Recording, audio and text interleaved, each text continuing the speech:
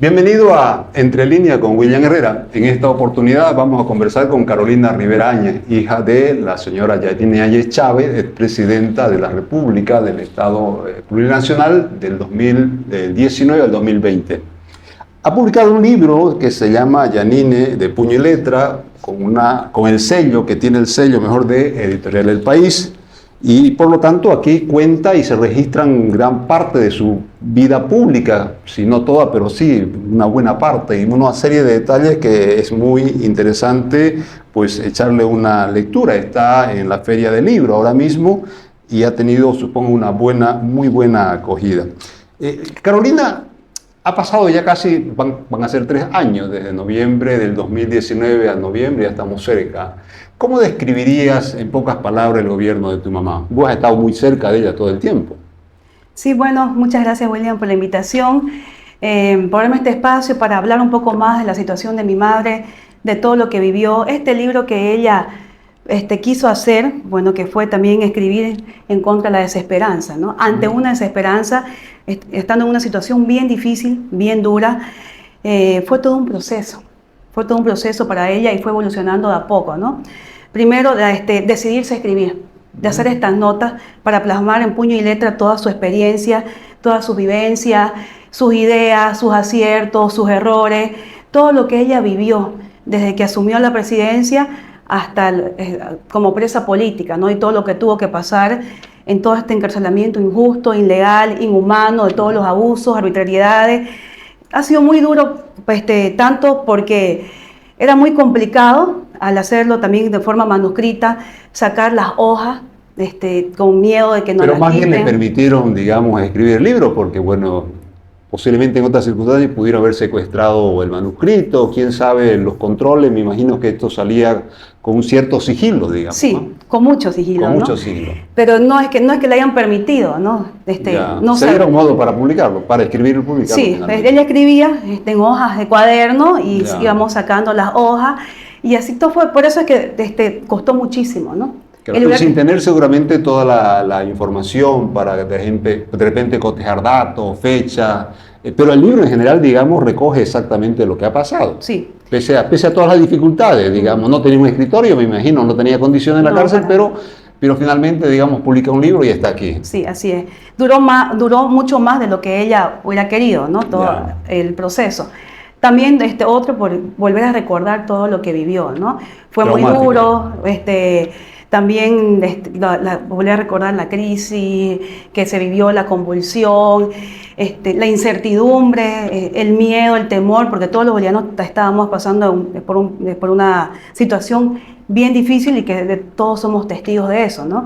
Y después su gestión, ¿no? Porque hay mucha crítica de que fue un gobierno sin experiencia, un gobierno que tuvo que hacer muchas cosas y no las hizo. Y bueno, y hay muchas críticas a ella, ¿no? Pero también, si uno se pone a pensar, a ver qué haría usted si ahora se duerme y al día siguiente se despierta y es presidente.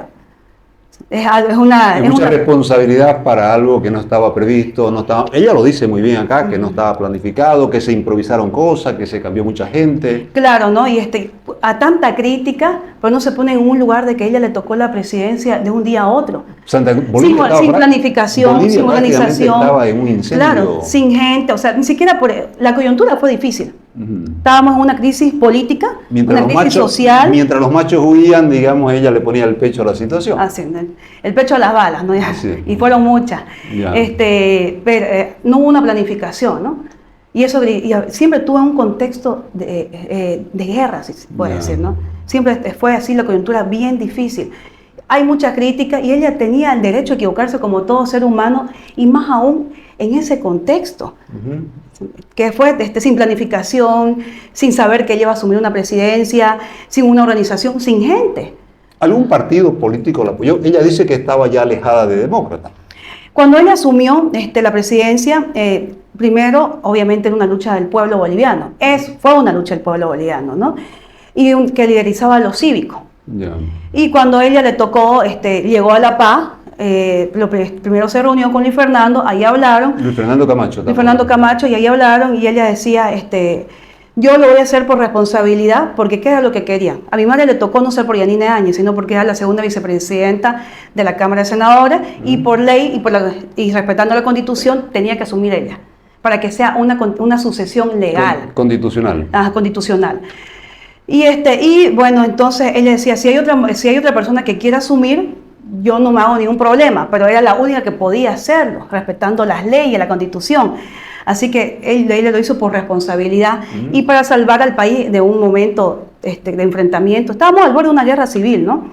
Y ella no se iba a oponer a nada que decían los cívicos, porque es una lucha ciudadana, es una lucha que lo liderizaron el país y los cívicos, ¿no? Yeah.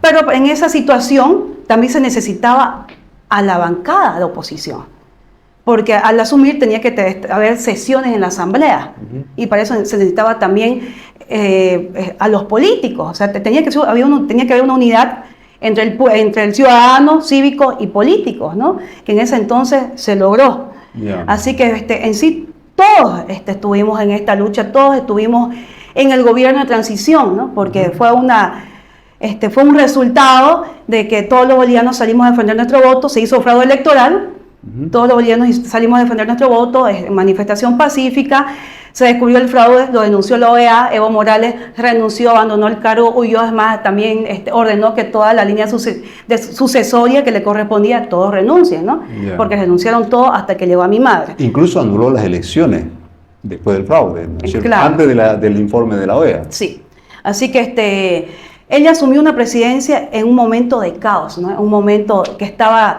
Bolivia en fuego, ¿no? Así que fue muy duro.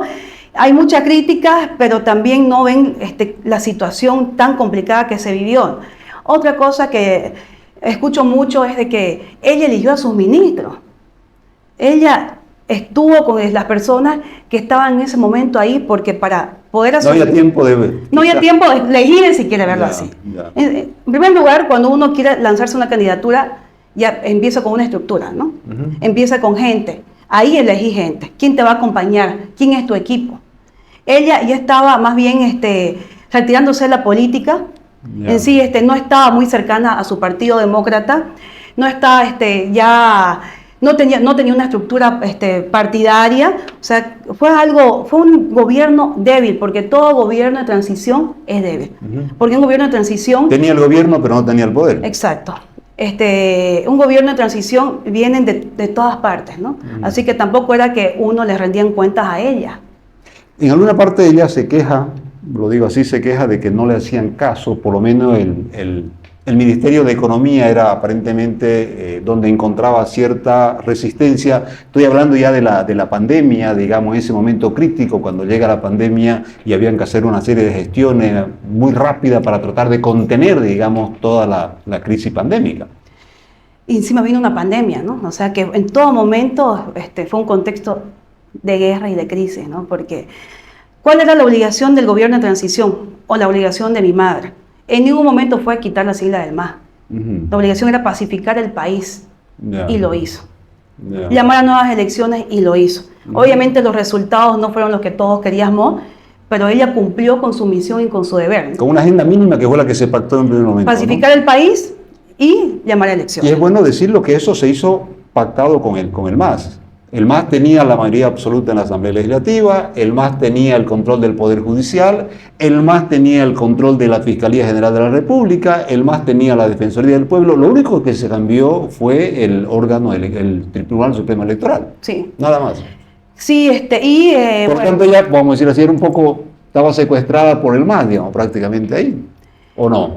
Totalmente, ¿no? Porque en el Ejecutivo ella no podía hacer nada porque tenía que aprobar en la Asamblea. Hubieron muchísimas leyes que no se promulgaron, que no salieron, sí. Muy pocas salieron. En un primer momento hubo una cierta coordinación, pero después, digamos, ya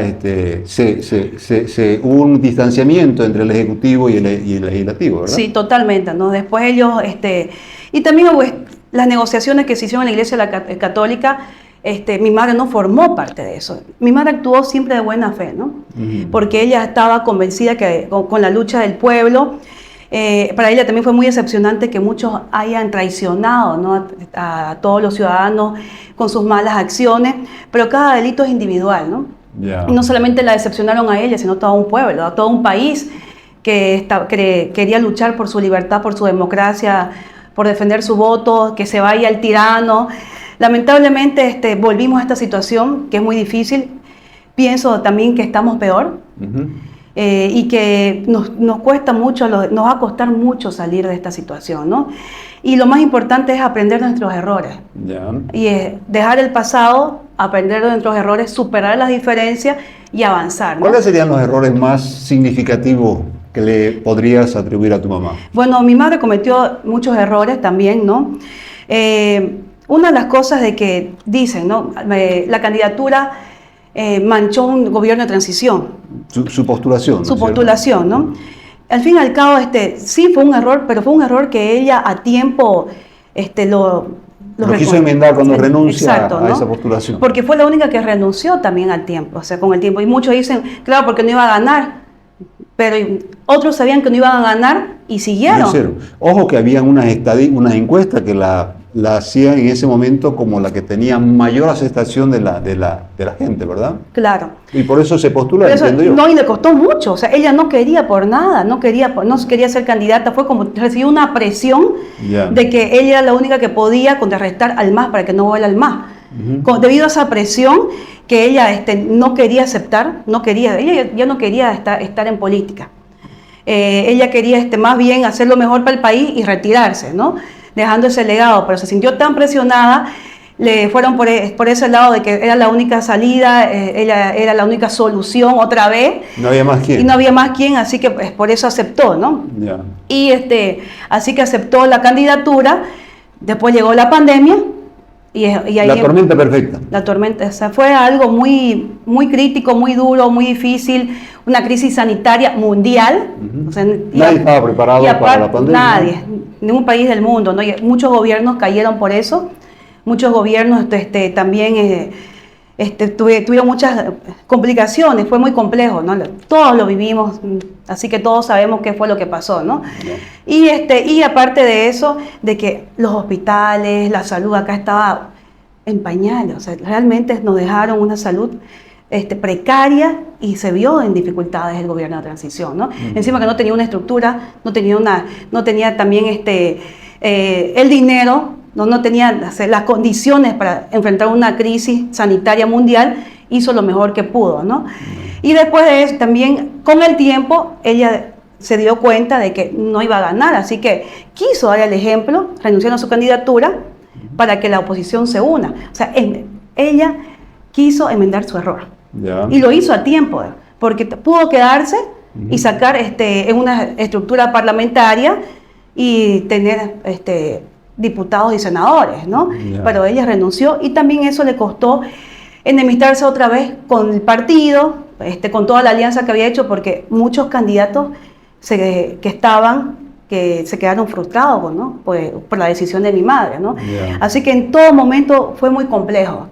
Fue muy complejo y todos cometieron errores, ¿no? O sea, todos cometieron errores y tenemos que ser conscientes y aceptar que todos cometimos errores. Así que, y en su caso asumir los errores que se hubieran cometido. Exacto. Es parte, es humano, puede suceder y de hecho ha sucedido.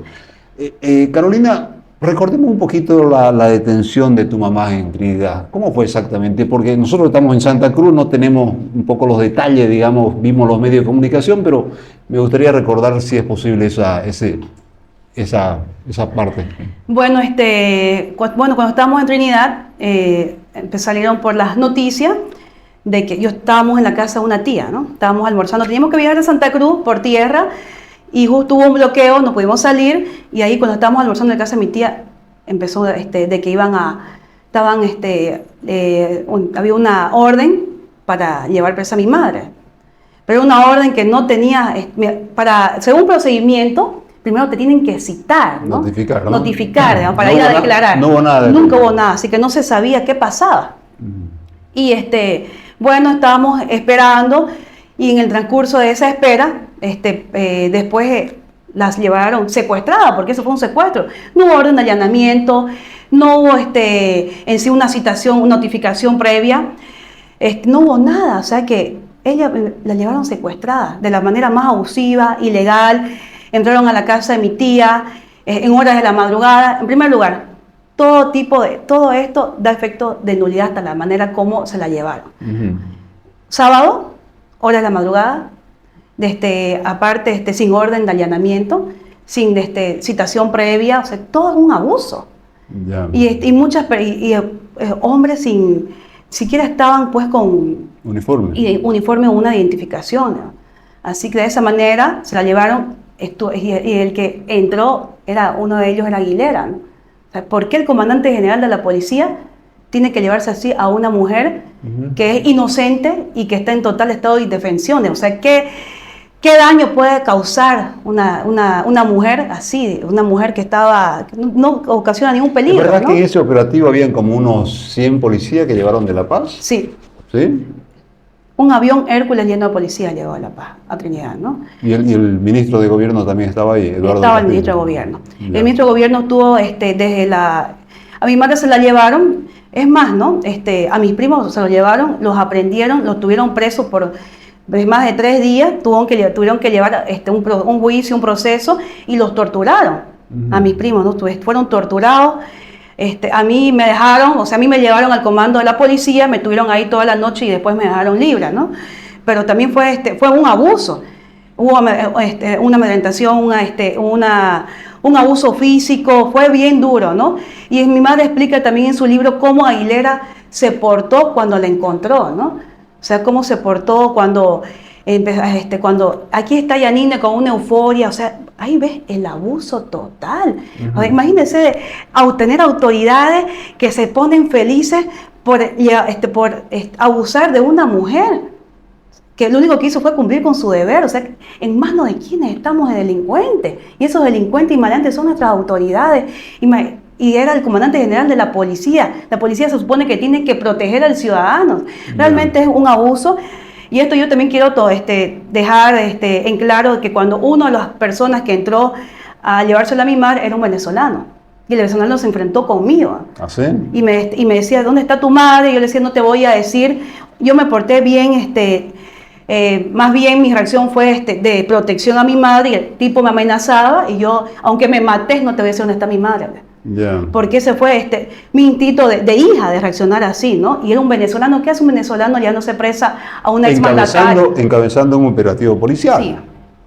Conmigo vino el venezolano, y Aguilera estaba por otro lado, también buscando en la casa, ¿no? Así que... ¿Por qué exactamente la han condenado ahora a tu mamá? Mi madre ha sufrido muchos procesos, ¿no? Se la llevaron secuestrada. Es un secuestro, y a nivel internacional me han dicho que esto es un secuestro, porque mi madre no ha cometido ningún delito. Y al no tener pruebas de ningún tipo de delito, lo que han hecho es secuestrarla, porque primero vos tenés que demostrar que sos culpable. Se supone que así tiene que actuar la justicia, ¿no? El Ministerio Público, demostrar que sos culpable, y ahí es recién llevarte preso, ¿no? Aquí fue al revés, ¿no? Así que primero por terrorismo, sedición y conspiración. Por esos delitos, supuestos delitos, se la llevaron a La Paz, ¿no? Ahí la encarcelaron, y después desdoblaron el proceso, y ahí a incumplimiento de deberes y resoluciones contrarias a la Constitución y a las leyes. Sí. ¿Cuántos procesos tiene? ¿1, 2? Ahorita tiene... ¿O cuántos tiene actualmente? Unos 10 tiene. Wow. Porque todos los que estaban con juicio de responsabilidad ya se lo llevaron a la vía ordinaria, ¿no? Y ya los está llevando por la vía ordinaria. También está el caso Eva. Para la famosa designación ilegal. Claro, ¿desde cuándo puedes tener un proceso penal por un proceso administrativo, digamos? Es un total abuso. Y aquí viene la incoherencia. La están procesando de manera penal por una supuesta asignación ilegal cuando ella era exmandataria. Pero dicen que no fue presidenta. Un absurdo. Absurdo total. Pasa ya a lo ridículo, ¿no? Totalmente. Y bueno, entonces, ya por el caso resoluciones contrarias, nosotros lo llamamos patrañas, ¿no? Porque es decir, el golpe es prestarse al relato masista, así que nosotros le decimos patraña 1 y patraña 2. En el caso patraña 2, ya tiene una sentencia de 10 años. Y mi madre fue la única que cumplió con su deber. Como senadora tenía que asumir la presidencia del Estado. Y cumplió con la Constitución y las leyes. Los que querían estar procesados por esos delitos son Evo Morales, Álvaro García Linera, Adriana Salvatierra, Además- Medina Celi, Susana además- Rivero. Además, ella fue reconocida nacional e internacionalmente. Entonces, ¿dónde Avalaron estaba? su gobierno y todas las instituciones y todo, y el órgano electoral, judicial, todos. O sea, ahorita todos tienen que estar procesados. Mejillones, Lanchipa, todos tienen que estar procesados porque también cumplieron sus deberes. O sea, ahorita están todos los procesos de mi madre, pero cuando ella fue presidenta, ellos perseguían al MAS y nadie les dijo que perseguían al MAS. O sea, son unos totales corruptos, maleantes y se prestan para todos estos abusos. Ya. Porque ellos juegan siempre a estar o con Dios o con el diablo. De esta manera estamos en manos de nuestras autoridades judiciales y también de los fiscales, ¿no? Y hay que decir las cosas como son, porque no puede ser que como bolivianos no tengamos garantías constitucionales y no podamos cómo defendernos. No se respetan las leyes, la constitución, no se respetan ni siquiera nuestros derechos. No hay el debido proceso. Y el debido proceso. No existe ya el debido proceso en Bolivia, no existe el Estado de Derecho. ¿Qué tienen previsto hacer de aquí en adelante en favor de tu mamá? Bueno, se ha visibilizado mucho la situación de mi madre. Gracias a Dios ha tenido mucho impacto internacional. Hay muchos pronunciamientos porque a mi madre, mi madre la ven como un símbolo a nivel internacional, ¿no? Porque hemos visto cómo la izquierda ha tomado a muchos países de nuestra región y estamos hablando de una organización criminal transnacional, porque no se trata solamente de Bolivia. Esto es realmente una organización fuerte, el Foro de Sao Paulo, el Grupo de Puebla, hay narcodictaduras en muchos países, ¿no? Y lo que quieren es estas narcodictaduras tomar nuestra democracia para seguir abusando y seguir quitándonos nuestra libertad y aparte sacando, o sea, aprovechándose de todo el dinero que puedan tener, o sea, inventándose esos relatos y también perpetuándose en el poder, y eso tenemos que tenerlo claro. Así que mi madre ha sido un símbolo a nivel internacional por esta lucha, ¿no? Muchos partidos, muchos líderes se han tomado esta causa como de ellos mismos porque viene a ser un ícono, ¿no? Incluso fue propuesta para un premio, ¿verdad? Sí, premio Sájarov. Sájarov, Sí, ya. salió finalista el premio ¿Cuál Sájarov. fue el momento más crítico, si es que ha habido uno en particular, que te recuerdes ahora? De tu mamá, por supuesto. Cuando estuvo presa, cuando está presa. Sí. Uno de los momentos más críticos fue cuando ella estaba muy delicada de salud, ¿no? Ya. Porque ha sido tanto el abuso que ella en una crisis muy fuerte, muy delicada de salud, contarle que ella lleva las audiencias, la obligaban a llevar las audiencias. Primero le venía una crisis, crisis de pánico, se le subía muchísimo la presión, se le entumecía el cuerpo. Tiene hipertensión, ¿verdad? Tiene. Se le entumecía el cuerpo, la cara estaba se le paralizaba, o sea, le pudo dar embolia, ¿no? Y eso, gracias a Dios, nunca pasó.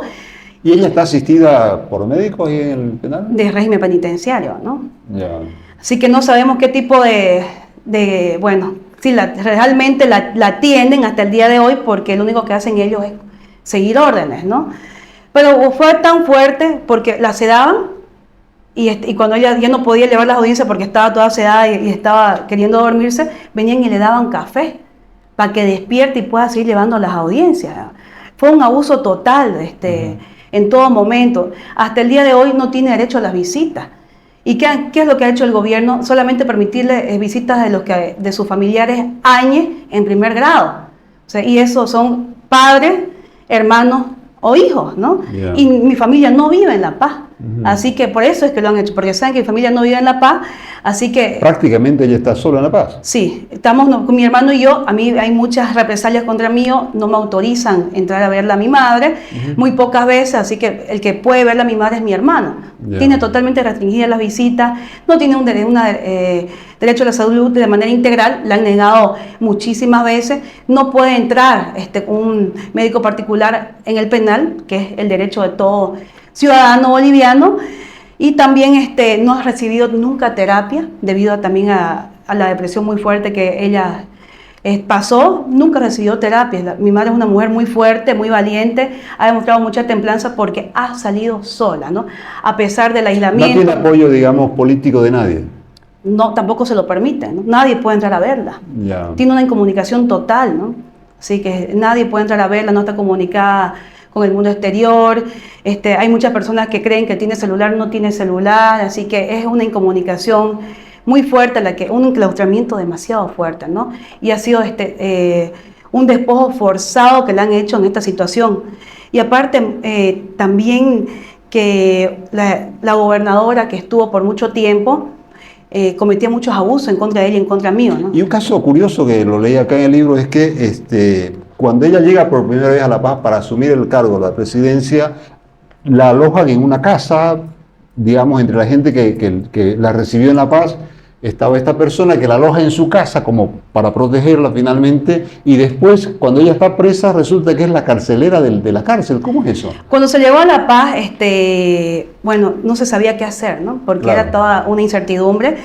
Así que llegaron policías militares y ambos La recibieron. la digamos. recibieron, estaban a su servicio porque tenían que proteger a la persona que tenía que asumir ante el vacío de poder, ¿no? Ya. No se sabía si eso fue una trampa, no se sabía si era con engaño, pero se arriesgó. Ya. Y en todos esos días porque pasaron 2 días, ¿no? En esos días que tenían que protegerla. Eso fue entre el domingo hasta el martes, ¿verdad? Mi madre llegó lunes y martes. Ah, ya, lunes y martes. Ese lunes en la noche fue que la llevaron a la casa de esta mayor. Ya. En la Que ella no sabía. Mayor Estefanía Cervantes. Nadie conocía a nadie, ¿no? Ya. Y mayor Estefanía Cervantes, y se quedó en su casa esa noche como para protegerla, cuidarla. Y después, 2 años después, bueno, año y medio después, era su carcelera. O sea que a ella la han designado ser gobernadora del penal para torturarlas. Y eso hacía, esa mujer la torturaba a mi madre, me torturaba a mí porque conmigo también me hizo un montón de cosas. Ella fue la que me hizo sacar de la cárcel a golpes, que todo es de conocimiento de los bolivianos. Y nos torturaba realmente, le hacía la vida imposible a mi madre y a sus hijos. A todo el mundo. A todo mundo. Así Qué que pena. fue muy duro vivir toda esa situación, porque realmente ahí ves el abuso y cómo hay mujeres que se prestan para estos abusos, ¿no? Ujú. Es muy doloroso. Qué bien. Carolina, se nos fue el tiempo, lamentablemente el tiempo en televisión es muy corto. Yo te agradezco y toda nuestra solidaridad con tu mamá. Y ojalá esta pesadilla pudiera terminar lo más antes posible. Muchas gracias por venir por acá. Muchas gracias.